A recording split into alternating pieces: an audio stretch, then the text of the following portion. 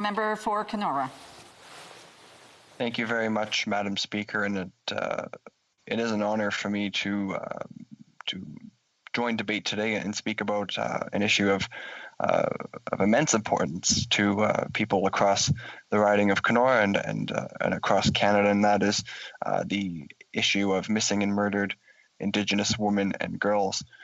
Now, before the parliamentary break, I raised a question on this, of course, in question period, on when the government can confirm that they will be able to provide their action plan as promised on missing and murdered Indigenous women and girls. However, I was not able to get an answer, so I'm hoping I will be able to today. As we know, the National Inquiry released their final report in June of 2019, and the Minister of Crown Indigenous Relations had promised to release this government's action plan in 1 year's time. Of course, 1 year's time would have been last June, and still into 2021, the government has yet to show us what that action plan will look like.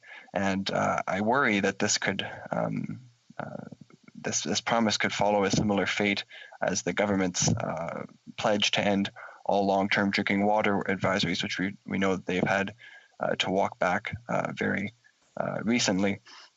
And we also know that they've been using COVID-19 as an excuse, not just for the lack of an action plan, but on the issue of drinking water advisories and many other issues as well. But I do believe, Madam Speaker, especially during a pandemic that has put vulnerable Indigenous women and girls at even greater risk, separated from their support systems, or perhaps stuck in a situation where there could be further harm. The need for this plan is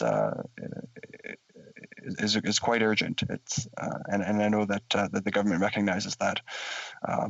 It's also quite unfortunate for my riding that this is an issue that disproportionately seems to impact our riding over the last 8 years. As I noted previously in the House, half of Ontario's identified cases had taken place in the Kenora district. So that is why I'm seeking these answers, and I'm hoping that the government can provide them for us.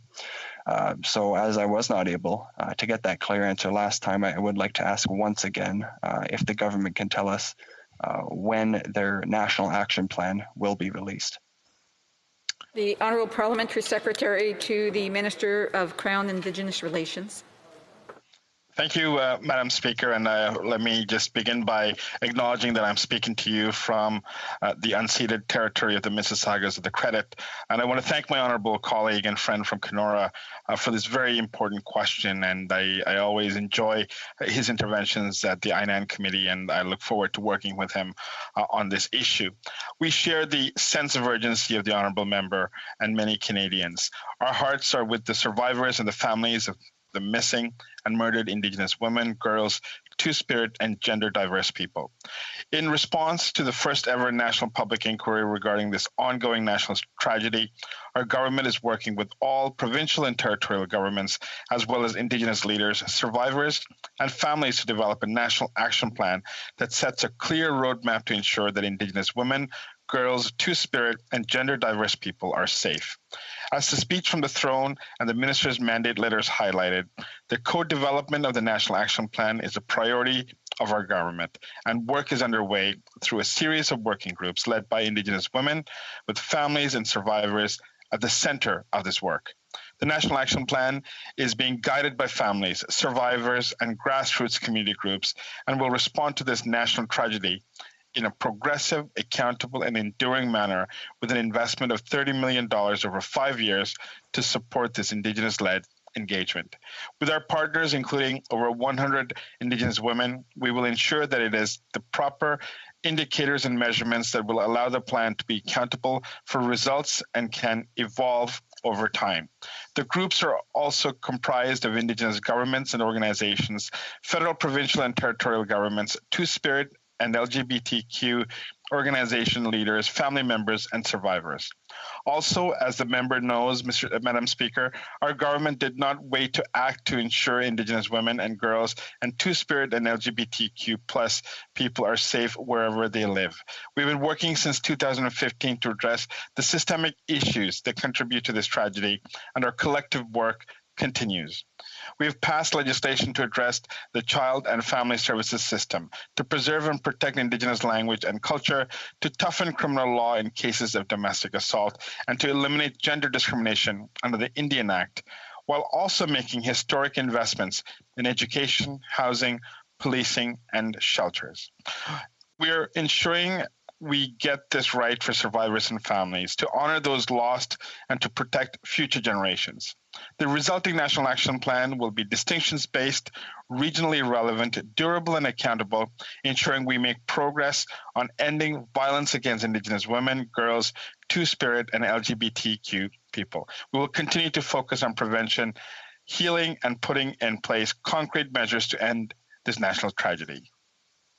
Thank you, Madam Speaker. Sonora. Thank you, Madam Speaker, and I thank the Parliamentary Secretary for his comments, and I appreciate a lot of what he had to say. Unfortunately, he was not able, again, to answer the question specifically on the timeline, so I would like to ask if he could provide a bit more detail of the work that they are doing, and I know that they are doing some good work on this file, and if they're able to provide, if he's able to provide any sense of what the timeline will look like, because as he knows, many people are waiting to see this action plan, and they hope to see it very soon. The Honourable Parliamentary Secretary. Thank you, Madam Speaker, and thank my friend from Kenora for that very pointed question. And I just want to assure him that we look forward to working with him on this, and we'll be, in a better position to give him more detailed observations in person due to limitations of time. But let me just conclude here, Madam Speaker. In the fall economic statement, our government has demonstrated the ongoing commitment to respond with concrete action to the issues identified in the Missing and Murdered Indigenous Women and Girls Calls to Justice. As part of our work to develop a distinctions-based national action plan, the fall economic statement will invest an additional $781.5 million over 5 years and $106.3 million ongoing to combat systemic discrimination against Indigenous peoples and expand efforts to combat violence against Indigenous women, girls, and Two-Spirit and LGBT people. Our government is working with all of the partners to ensure we get this right for survivors and families. We will not let survivors and families down, and we thank the member for his question, and we look forward to working with him.